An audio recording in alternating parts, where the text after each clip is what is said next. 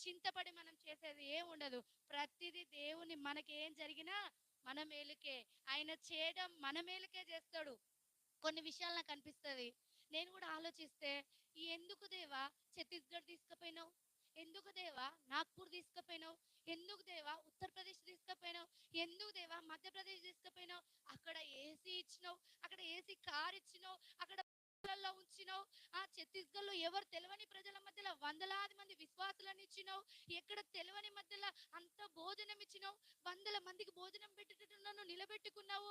హైదరాబాద్‌కు రాగానే నా చేతిలో లేకుండా ఎందుకు చేసినావు? నా ప్రజలే కదా, నా భాషే కదా, తెలవనోళ్ళ మధ్యలో నేను పోయి సేవ చేసి